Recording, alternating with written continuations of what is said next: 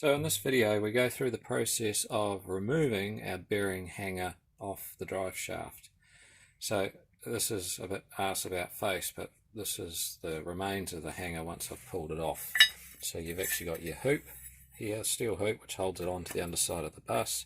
This is your carrying rubber, and this is one of them. The other one's here, which is stuffed, but they've had it, so they've been replaced. So this is the bearing that was in the middle. So this video goes through the process of stripping this all off the drive shaft and getting it ready to receive the new bearing hangers.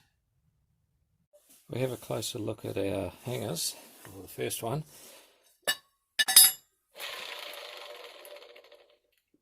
that's probably not okay. It's a bit rumbly in there, so it's a good thing we are actually replacing them. So as you can see, the rubber's stuffed on it and its drive shaft's been floating around in the hanger hoop. So our new one, this is our new hanger we've got.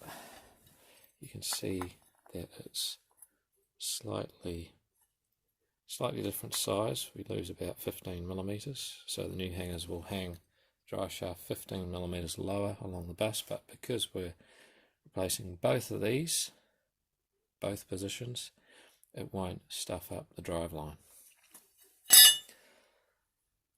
So to get the hanger off, we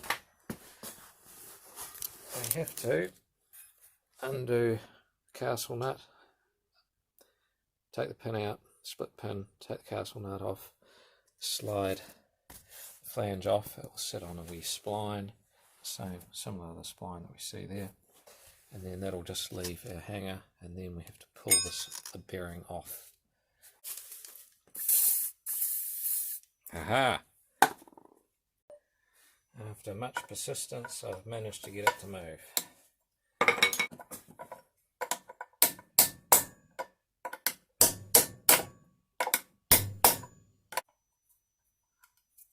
Alright.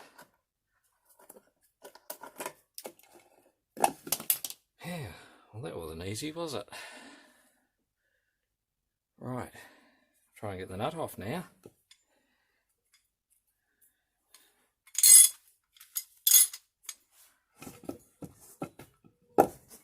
So we have to go that way.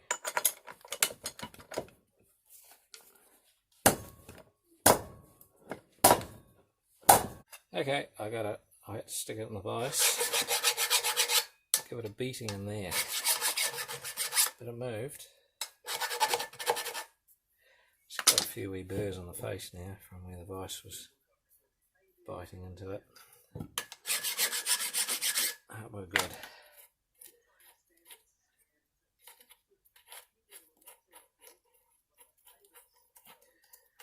It's on there fairly tight. It's been on there for 40 years.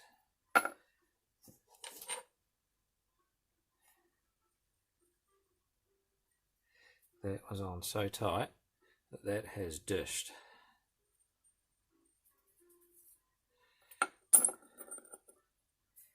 So that wasn't coming off, was it? So let's have a look in here. So this is a spline on here, so it should just come off. It shouldn't be hard. Got the nut off, that was the hardest part. If I give that a wiggle, I got a bit of WD-40 in there, soaked in. So that's, oh, look at that. Easy. Awesome. Look at that. It's been on there a while. Bit of red rust in there. So that stuff can go there. And now we'll get rid of this rubber. Get the rubber off.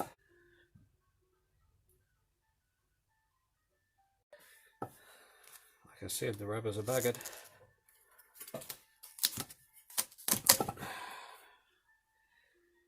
Not much holding that anymore.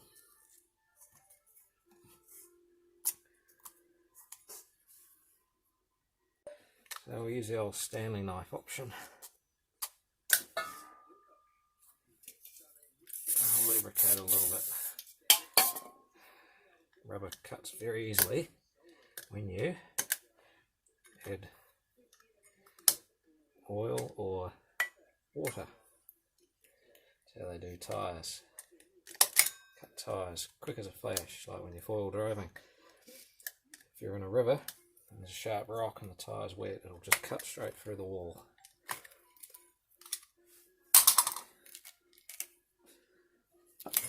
Look at that.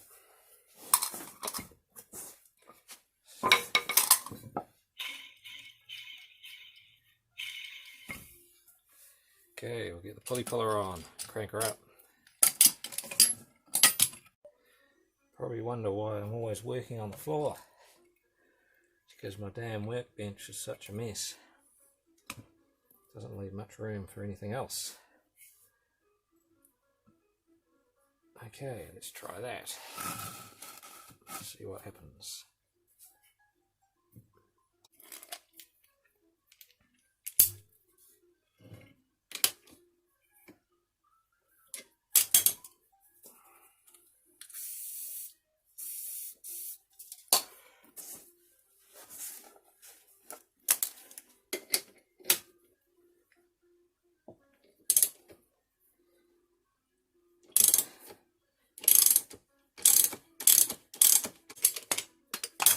Oh, I've lost a leg.